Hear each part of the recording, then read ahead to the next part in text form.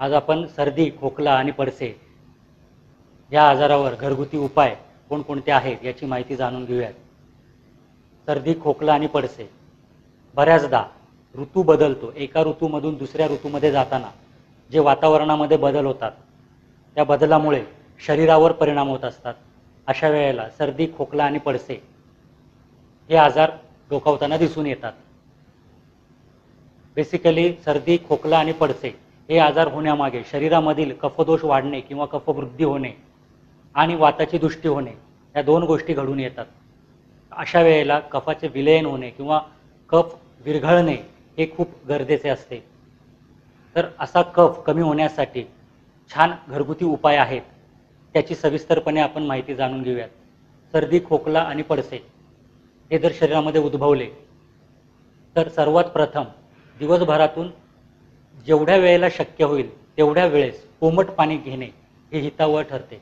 कोमट पाण्यामुळे कफ कमी होण्यास मदत होते आणि खोकला हे लक्षण त्वरेने कमी होताना दिसते.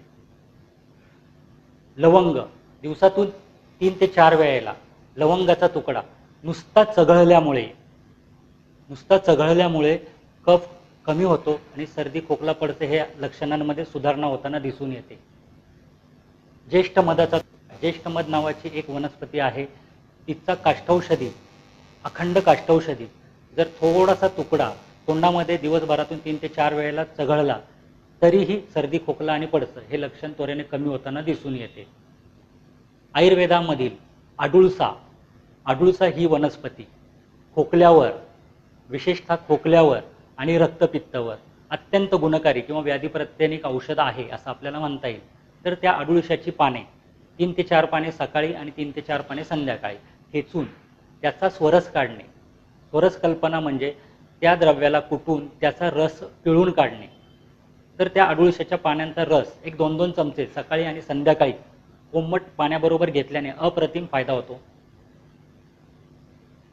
सुंठीचं पाणी, सुंठ सिद्ध केलेलं पाणी किंवा सुंठ सिद्ध जल, अशा वेळेला सुंठ चूर्ण अर्धा चमचा आणि 2 ग्लास पाणी, त्या पाण्याचं उकळवून साधारणतः 1 ग्लास उरवावे आणि असे पाणी सकाळी एकदा आणि संध्याकाळी एकदा घेतल्याने खोकला, सर्दी आणि पडसं हे त्रास कमी होताना दिसून येतं.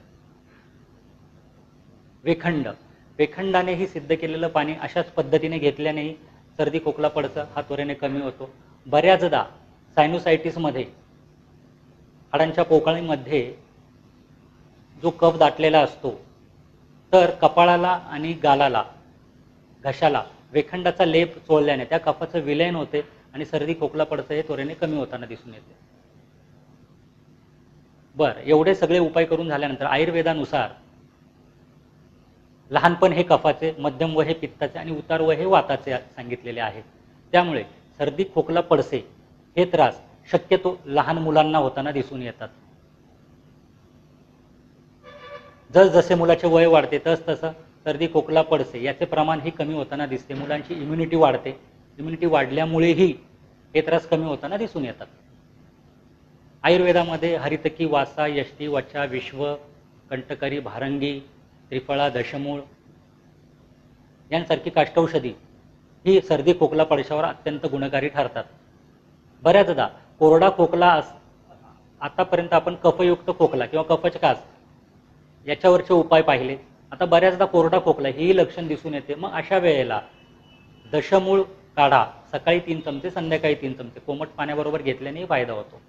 आयुर्वेदातील सीतोपलादी चूर्ण हे अर्धा चमचा सकाळी, अर्धा चमचा दुपारी, अर्धा चमचा संध्याकाळी, अर्धा चमचा रात्री मधाबरोबर जर घेतले तर त्याचाही अप्रतिम फायदा होताना दिसतो. मुहुर्मुहुर घेणे म्हणजे थोड्या वेळाने औषध घेणे हेही कोणत्याही आजारामध्ये अत्यंत उपयोगी उपक्रम ठरतो. अशा पद्धतीने सर्दी, खोकला आणि पडसे हे लक्षण स्वरूपात असताना किंवा व्याधी स्वरूपात असताना या पद्धतीने जर उपाय केले गेले तर निश्चित सर्दी, खोकला, पडसे हे लक्षणं कमी होताना दिसून येतात.